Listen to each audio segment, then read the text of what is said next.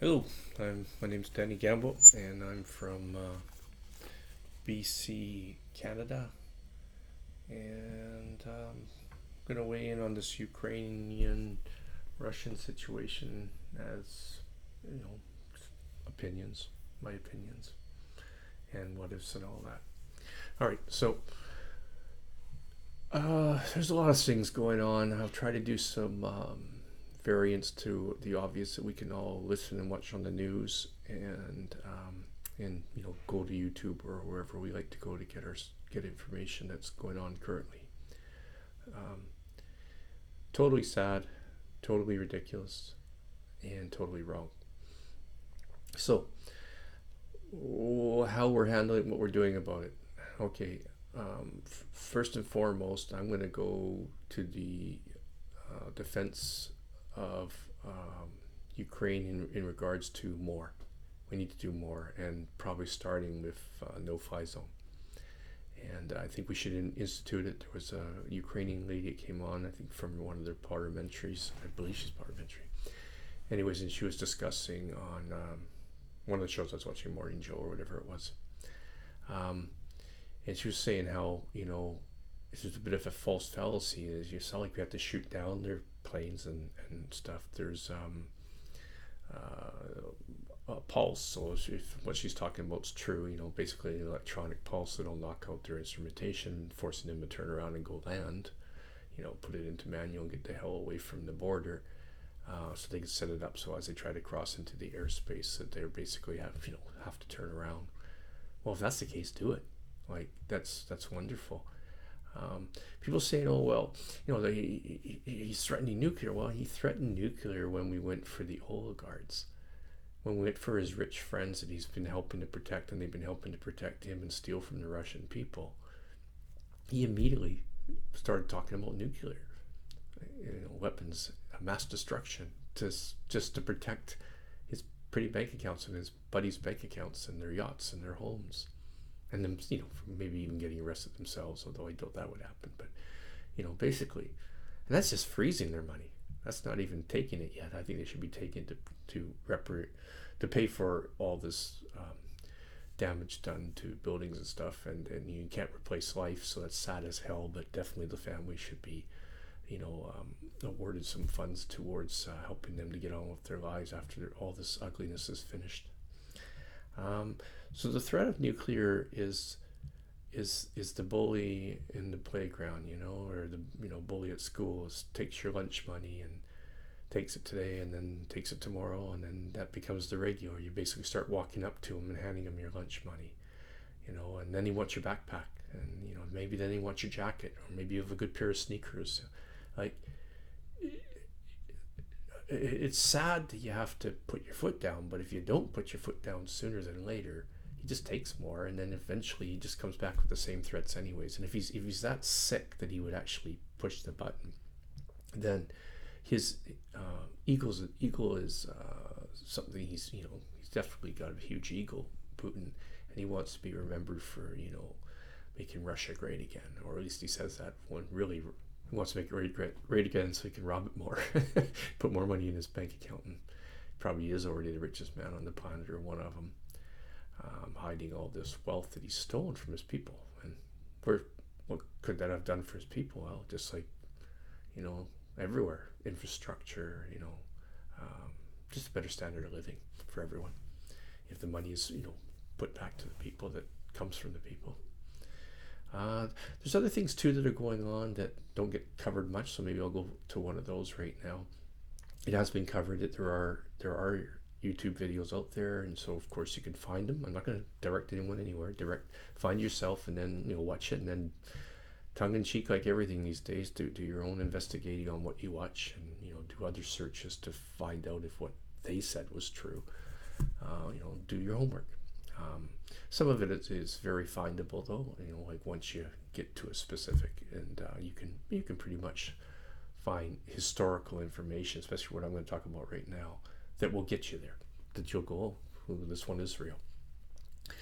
One of the things Russia's been saying to do with Ukraine is that, well, they're not really a country. They were always part of Russia, and they should be part of Russia. And there's Russian-speaking people there, and that. Okay, if you're going to go that route, then China, huger, much bigger landmass that you've acquired off of them from Manchurian days, like thousands and thousands of years they've owned this huge swath of land that you've basically confiscated off them over the years, and basically for one good port that you needed on that side. So it's a great Vladivostok. Anyways, it's a port, and you've renamed it to your Russian name, and you have Russians around there working there, and you use it as a place, a port for your for trade, but also a lot of it for your ships and stuff, like your navy. So, and then you have a huge road that gets to it, which, by the way, goes through all this land which almost no Russians live in. The only people you're going to find there that ethnically are Chinese people, Mongolians, Chinese, it's because it's been back and forth over the centuries.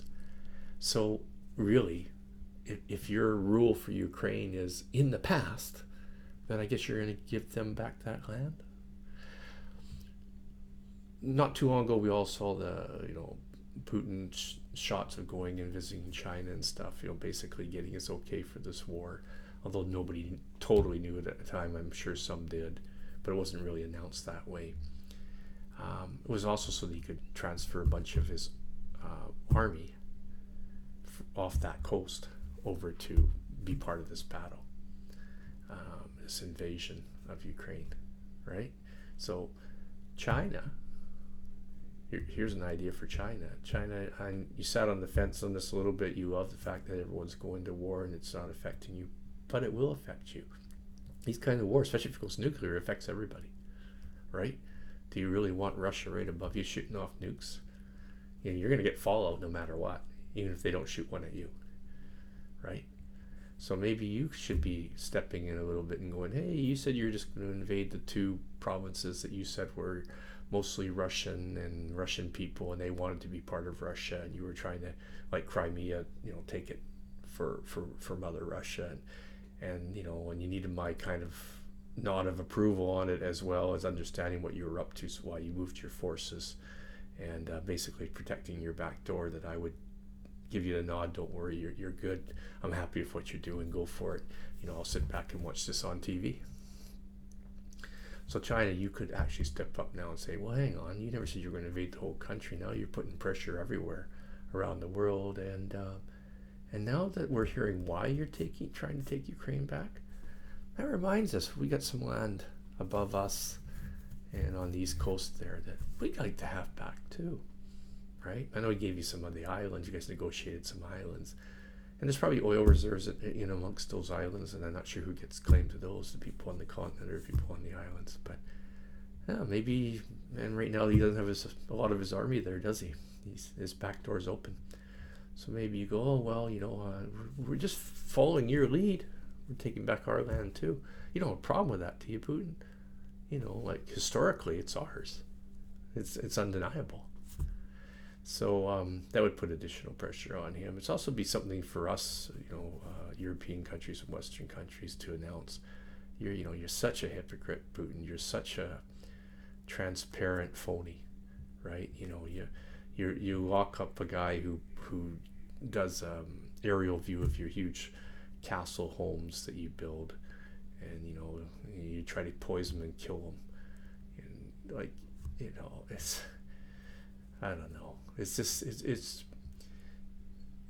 we have to say no, and we have to say no to allowing hundreds of thousands potential deaths in Ukraine, just standing by and watching and saying, well, we tried to help.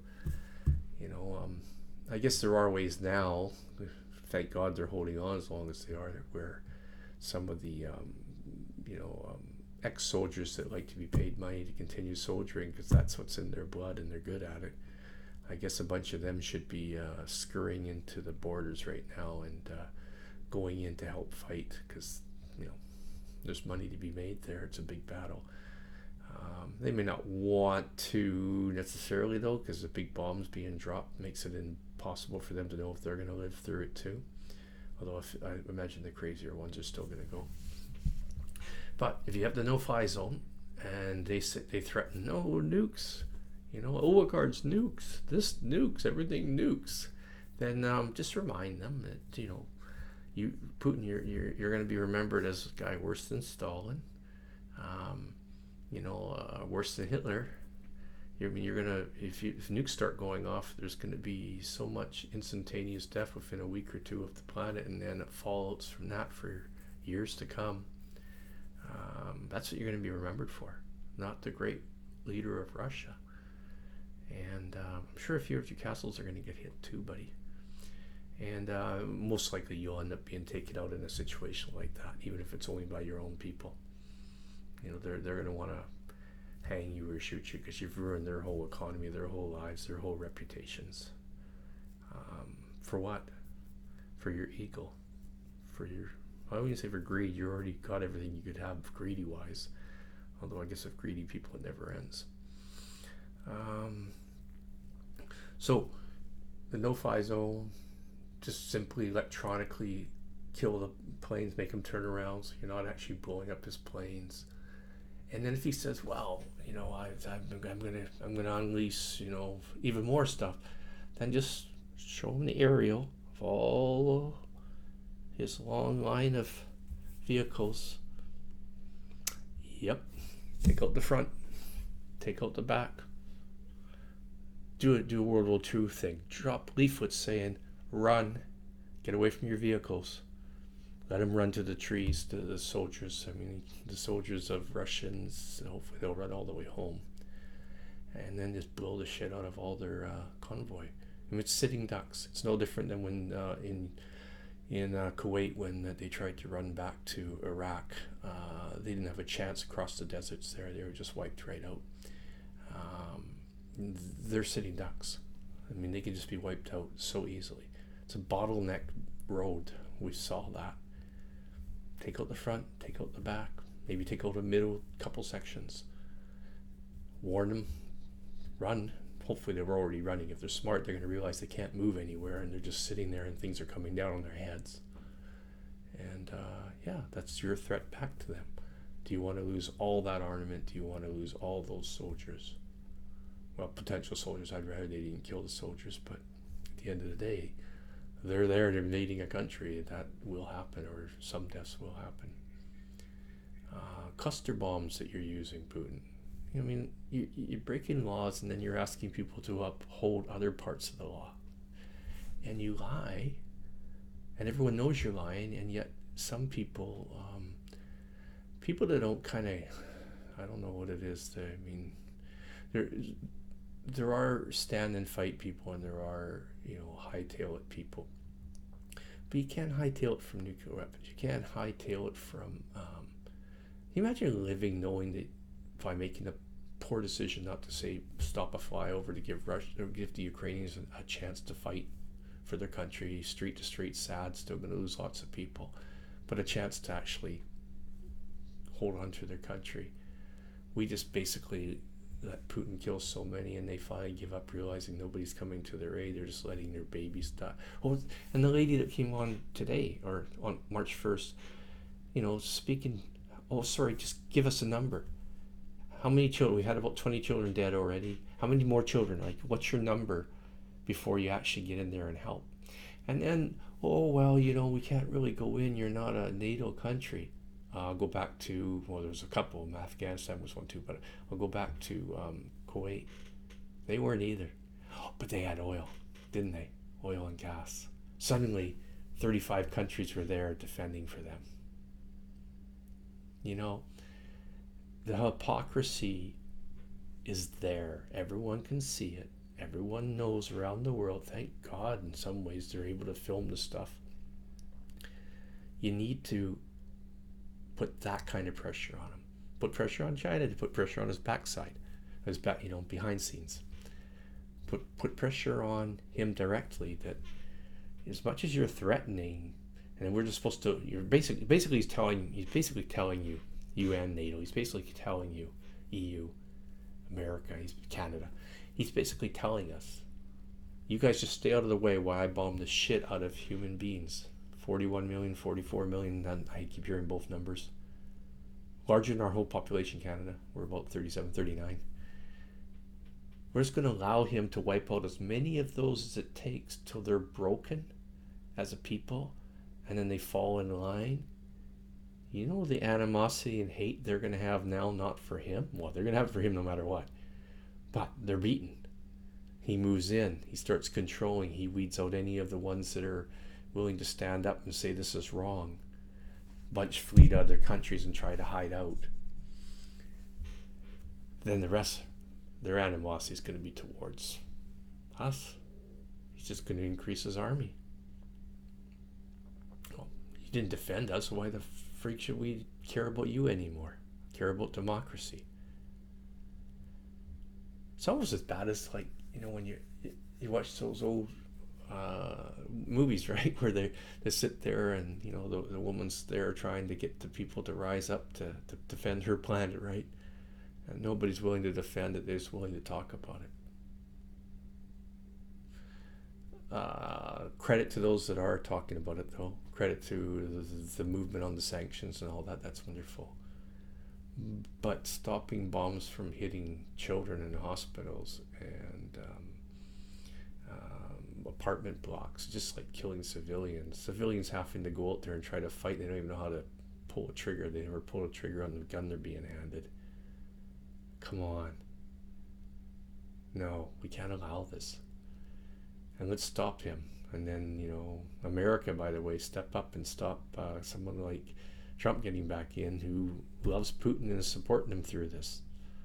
And the Kevin McCarthy's and the Gateses and what's that guy, Jordans, and all those people that are just so into getting what they want at all costs and not having, you know, like totally two-face crews. Like, they're just totally two-faced. So which way do you want me to point? What do you want me to say? I'll say it. I'll do it. Just give me the power and the money. We need to get rid of people like that. We actually should have some grade level of intelligence. You should be like some screening test, like you do for all jobs. You know, you gotta have the documentation. You gotta prove your worth to get a decent job. And then we give clowns like that the power to make laws and control people's lives. We're doing it wrong. That is where democracy is going wrong. I want a person with ethics, a person who has heart, like believes in humanity. I want that in power. I want that to look up to and say, okay. And that doesn't mean they're going to get everything right. Nobody does. But hopefully when they're getting it wrong, they are listening to the majority. So even though they might have a stance one way, if they find out they're in the 20-30% group, then they need to listen to the 70-80% group and say, well, I thought it was this, but apparently I'm wrong on this one. All right, let's do it this way. It's what the majority wants. Majority rule. That's why we're doing rules. Rule of law has to be cleaned up to actually have meaning. Like, if anyone's watched since that January 6th, what a joke. Like, how many things does he have to be caught on doing wrong before you actually stop talking about gathering more information and basically stalling on his behalf? Because that's what you're doing. You're trying to give him outs, but he keeps hanging himself. There couldn't be more evidence. This would be a bad movie if you had this much evidence on someone before you arrested him. You'd be like, oh God, that was overkill. Like, you should have, obviously they would have done it here or here or here or here. You guys, you need how many dead bodies?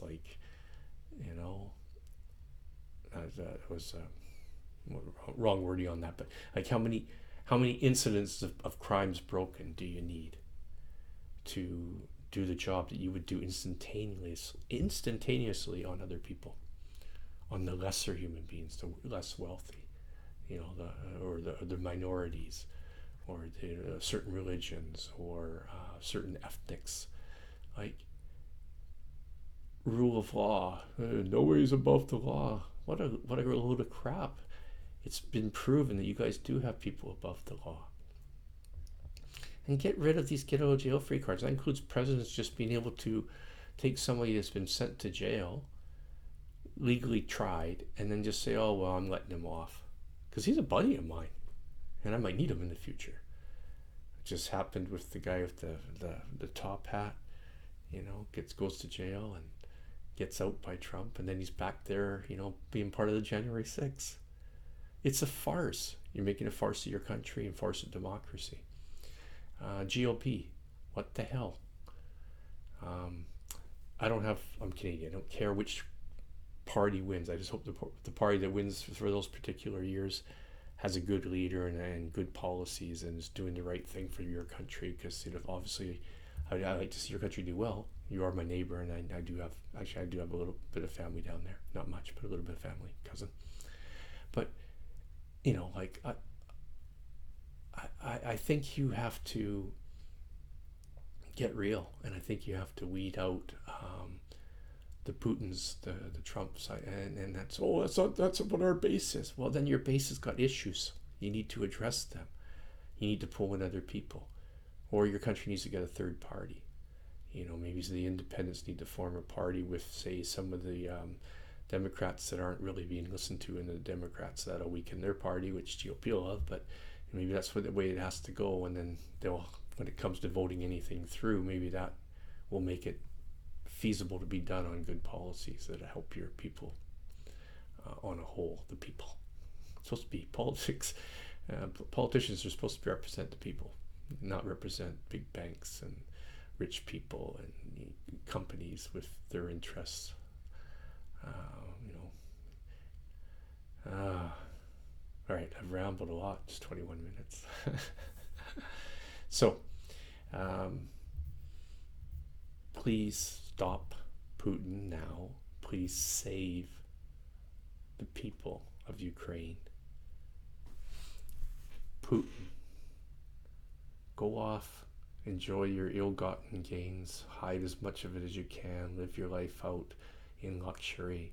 Just go away, cuz Putin, you are a fucking asshole and deserve to be gone. For the world's sake, for Russia's sake, for the children of Ukraine's sake. All right, I'm going to stop right there. Cheers.